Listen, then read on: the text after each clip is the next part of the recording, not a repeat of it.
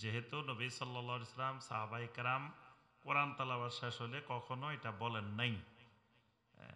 তবে এই ব্যাপারে একটা হাদিস আছে, হাদিসটা সহিহ না, হাদিসটা দঈফ। সুতরাং ওই দঈফ হাদিসের উপরে আমল করা যাবে না। এই কারণে এটা মানে প্রথম কথা সুন্নতের খেলাফ, এবং এটাকে কেউ ফজিলত মনে করলে যে কোরআন তেলাওয়াত শেষে এটা দিয়ে শেষ করলে ফজিলত, তখন এটা বেদাতের রূপ নিবে, এবং কন্টিনিউ এটাকে নিয়ম বানায় ফেললে তখন এটা বেদাতের রূপ নিবে। জি। আমার একটা কথা হলো, আমার আশেপাশে কোনো আহলে হাদিস সহিহ হাদিসের কোনো মসজিদ নাই। আমরা বেশিরভাগ হানাফি মাযহাবের মসজিদে নামাজ পড়ি। অনেকে কয় যে তাদের পিছনে নামাজ হবে না, আবার অনেকে কয় যে পড়া যাবে। তা আমরা তো বিভ্রান্তি বোঝা আছে, আমরা কোন দিক যাব? জি, আলহামদুলিল্লাহ, বিভ্রান্তের কিছু নাই, বসেন। জি, আলহামদুলিল্লাহ, সুন্দর কথা বলছেন। হানাফি মাযহাবের অনুসারীর পিছনে নামাজ পড়া হারাম না, জায়েজ, কোনো অসুবিধা নেই। আপনি সলাত আদায় করতে পারবেন। তবে উনি শিরিককারী বেদাতকারী কিনা ওইটা দেখতে হবে। শিরিককারী বেদাতকারীর উনি হানাফিও না, শাফিও না, মালিকিও না, হাম্বলিও না, আলে হাদিসও না। যে শিরিক করে, যে বেদাত করে, তার কোনো মাযহাবে নাই।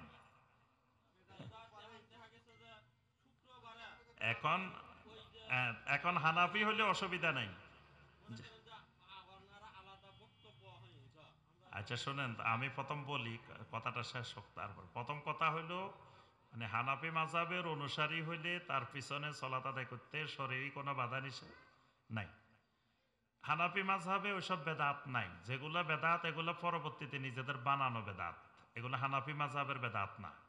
যেমন ধরো সলাতের মধ্যে যে নাওয়াইতু আন উসাল্লিয়া পড়তেছে, এটা হানাফি মাযহাবে নাই, এটা হানাফি মাযহাবের কোনো বইতে নেই, এটা নিজেদের বানানো জিনিস। এগুলো হানাফি মাযহাবের নামে চালাইতেছে। তো এই জন্য কেউ যদি হানাফি মাযহাবের অনুসারী হয়, তার পিছনে সলাত আদায় করলে সলাত হবে।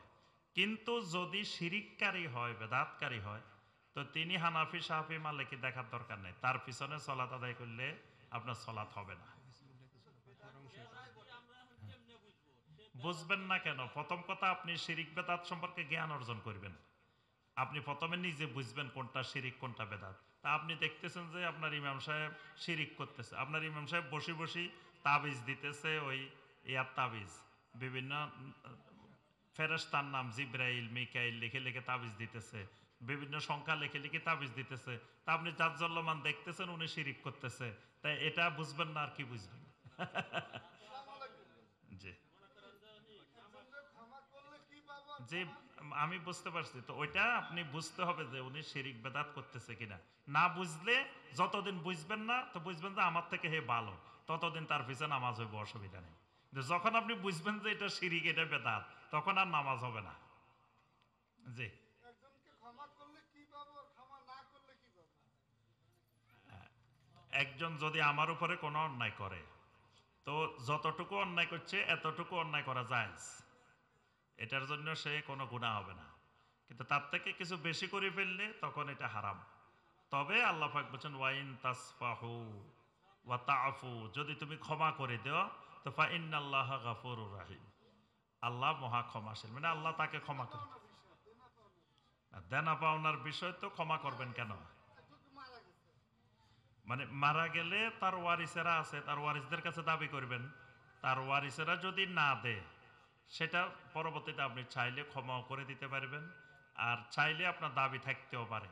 কারণ যিনি নিছে তিনি তার ওয়ারিসদেরকে ওসিয়ত করে যাবে যে আমার কাছে অমুক অমুক পাওনা আছে, আমি যদি মারা যাই তোমরা তার পাওনাটা দিয়ে দিবা। এটা ওয়ারিসেরা না দিলে তখন তার গুনাহ হবে না, ওয়ারিসদের উপরে যাবে।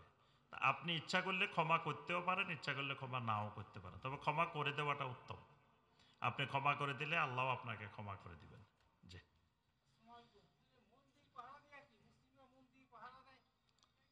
ওইটা হলো যারা রাষ্ট্রীয়ভাবে দায়িত্বে আছেন, প্রশাসনে আছেন, রাষ্ট্র পাহারা দিবে। প্রশাসনের নাই তারা। হ্যাঁ, রাষ্ট্র প্রশাসনের আপনার পুলিশরা থাকবে, সেনাবাহিনী থাকবে, যারা যারা থাকার দরকার তারা তারা থাকবে। আম জনতা, সাধারণ মানুষ পাহারা দেওয়া তাদের দায়িত্ব না। তবে ওই যেটা আমরা দেখছি ওটা হলো বিশেষ পরিস্থিতিতে, সেটার একটা আলাদা প্রেক্ষাপট আছে।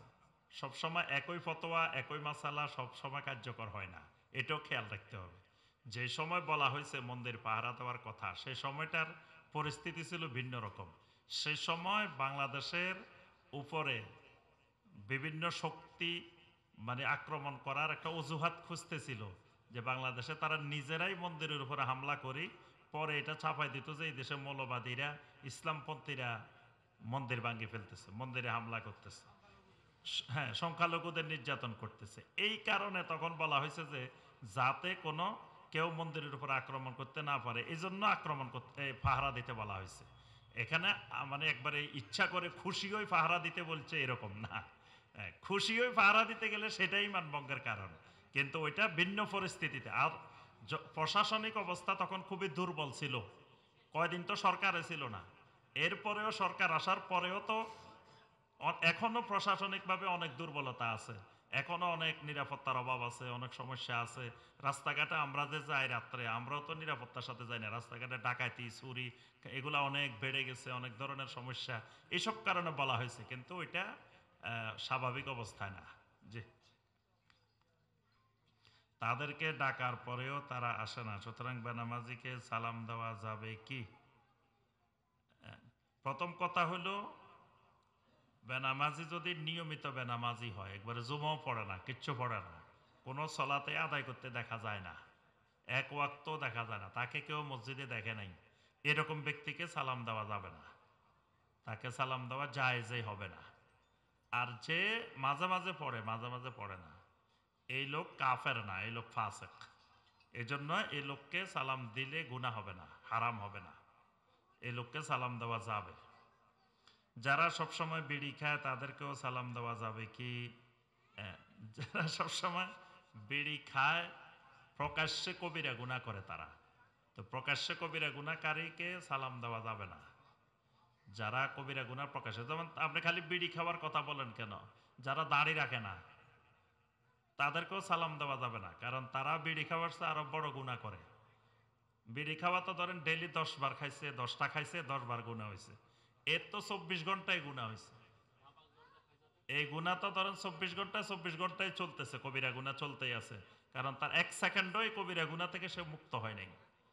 দাড়ি যতক্ষণ মুন্ডানোর পরে তার তো দাড়ি রাখে নাই, তাহলে সে 24 ঘন্টা কিন্তু কবিরা গুনার মধ্যে আছে। আর ও তো 10 বার খাইছে, 10টা খাইছে, 10 বার কবিরা গুনাহ করছে, তার থেকে তো আরো বড় হইলো যার দাড়ি নেই। এই কারণে মানে প্রকাশ্যে কবিরা গুনাহ করলে তাকে সালাম দেওয়া যাবে না। জি, আমরা শেষ করি তাহলে, যে সুবহানাকা আল্লাহুম্মা বিহামদিকা আশহাদু আল্লা ইলাহা ইল্লা আনতা আস্তাগফিরুকা ওয়া আতুবু ইলাইক। আসসালামু আলাইকুম ওয়া রাহমাতুল্লাহি ওয়া বারাকাতুহু। সম্মানিত উপস্থিতি, আলহামদুলিল্লাহ, আপনাদেরকে একটি দাওয়াত দিচ্ছি। সামনে রাজপাটে যে মাহফিলটি আছে শনিবার 4 তারিখ মোল্লাহাট, এই মাহফিলে প্রধান অতিথি থাকবেন শেখ আব্দুর রাজ্জাক বিন ইউসুফ এবং বিশেষ বক্তা থাকবেন আব্দুল্লাহ বিন আব্দুর রাজ্জাক, এরপরে আব্দুর রহমান বিন আব্দুর রাজ্জাক, আব্দুর রহিম বিন আব্দুর রাজ্জাক।